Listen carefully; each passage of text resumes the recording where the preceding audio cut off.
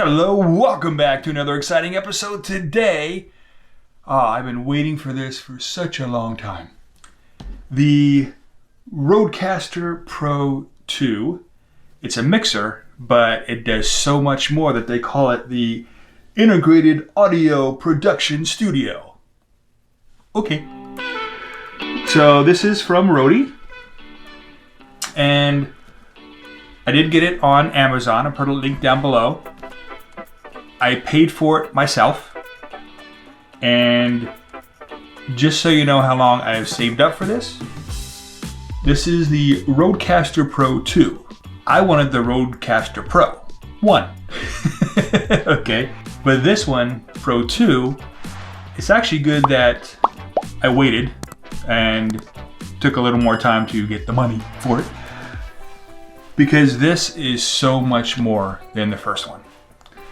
It's designed for not just podcasters, like the Rodecaster Pro was, but also for YouTubers, for content providers, and for bands. It can do so much, and we'll get into that in future episodes. This, however, is the unboxing to find out what you get. Now, in the link below, what I'm going to do is I'm going to try to find the best deal for you at the time of this video. And I'll put that link down below. The best deal I could find at the time was they were all the same price. Okay, no matter where you want, it's what came with it. And this had a SD card that came with it. So I'm hoping it's inside or I'm going to be pretty pissed. However, well, I shouldn't say pretty pissed. It's an SD card. However, it sure came with it, so we'll find out. Now, it does come on a sleeve. I've noticed in the past they're very big on sleeves.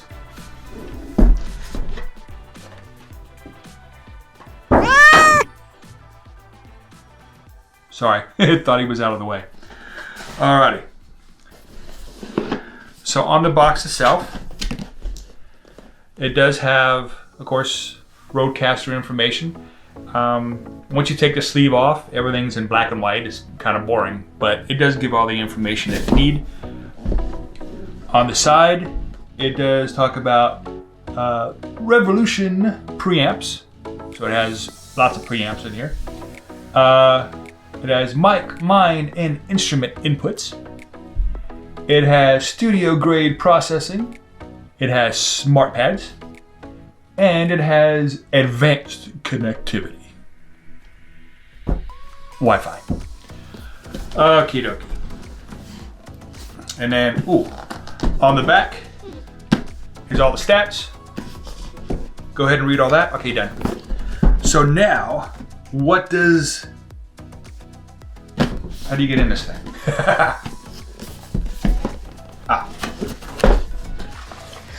Pick this up. There it is. We got a 32 gigabyte micro SD card that came with it. It is a SanDisk Ultra. So, okay. And what do you have here? It says, welcome to the next level of audio. Go ahead and lift this up. Ooh, there it is.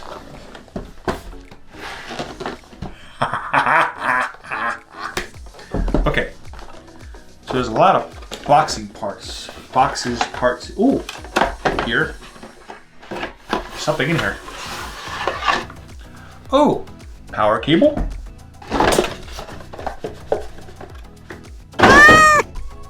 You really should learn how to get out of the way. Alright, so now, on the inside, it talks about it is made for Rode products, of course. But you can put all kinds of stuff in it. It doesn't have to be Rode or Rode, however you want to pronounce it, products. By the way, interesting fact, Rode is an Australian company. And Aussies, that was a terrible accent. Anyway, sorry Aussies.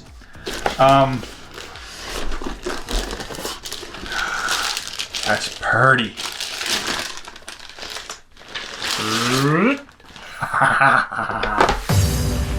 Look at that thing. That is so beautiful. Okay.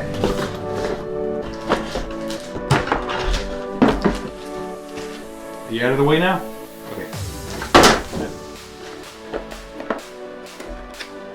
And now, what's in here?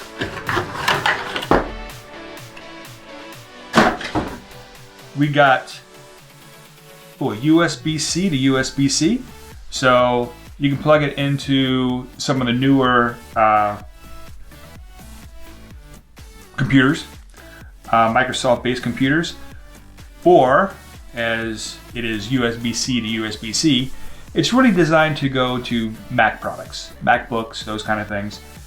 But again, doesn't need to be because of the advancements in Microsoft, so you can do that. Here is the power brick. So power cable plugs into the power brick, and this goes to the back of the Rodecaster Pro, right there. And then of course you have the power button, and then you have the Ethernet Ethernet plug here, like a Cat 5 or Cat 6 goes in there. You have a place for this SD card to go in, slot right there. And then you have two USB inputs, which, of course, one, you could also read the SD card to your computer. But it can also attach to your computer, and you can run additional items in there, different MIDIs and all kinds of stuff from the computer if you want to. And then it has a second input. You can go into a second computer, or this is just rumor at this point, but it looks like Rode is going to make this so that you can put an adapter on here, and it supposedly is going to take USB microphone inputs as well. I'm not sure how that works because it's a whole different beast, but essentially this is really a computer that has sliders. So it's possible they would do it. But here you have four headphone outputs.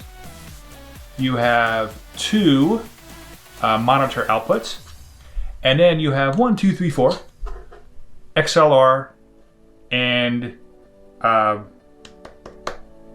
inch, quarter inch. I forget what they call it now. I'm dumb. Can't think of it off the top of my head. But they have inputs here. I just realized I didn't see a manual. I guess I have to download the manual, or it's in the box somewhere, and I was so excited I didn't see it. But anyhow, these are the multi-input types, which is kind of cool. Because the old one, the Rodecaster, you just had XLR. A little limiting. All right, so let's go on the other side here. Other side, nothing. Bottom side in the front, nothing. On the old one, there used to be another mini plug headphone jack up front, which doesn't have this one. On the other side, you got nothing. On the top, this is where the magic begins. All right, so on the bottom here, you have essentially a mute button. I believe that's a bypass button. Huh. Oh, active button. So during a show, you'd be able to push this button and the other participants can hear it, not hear it. And then of course you can mute it for the whole show, whatever. Of course you have your sliders, which is going to be nice. They do have a little bit of a wobble to them, but it's not loose. I wouldn't say loose, not even a little bit, but they do have a little bit of a wobble to them. And it looks like it's looking in there. Looks like it's sealed pretty good, so dust probably won't get in there too easy. But this does come with, excuse me, you can get, it doesn't come with it, but you can get, it's like a $50 lid that goes to it. I'm just gonna put a piece of cloth over it. Okay, I'm gonna save 50 bucks. But again, you have your sliders. These are very solid. Well, it's tiny wobble, but very solid. These are the pads. And here are the forward and back pads. This is a dial that you can use once this is on.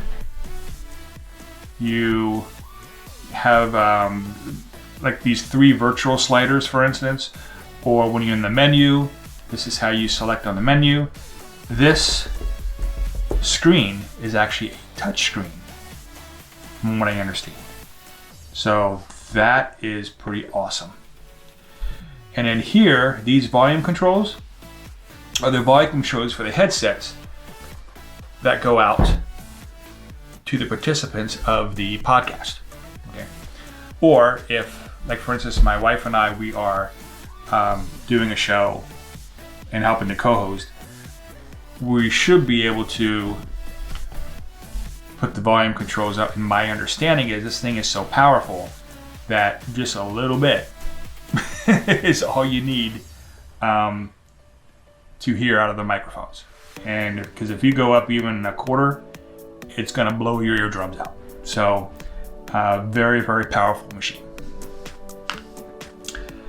Oh, sorry, and over here, I almost forgot one of these. Over here is the record button, and you can actually program how you want the record button to react. So you push, it's like 3 seconds, and then it starts to record, and records to either your computer or internally on that SD card, which is probably the way I'm going to do it.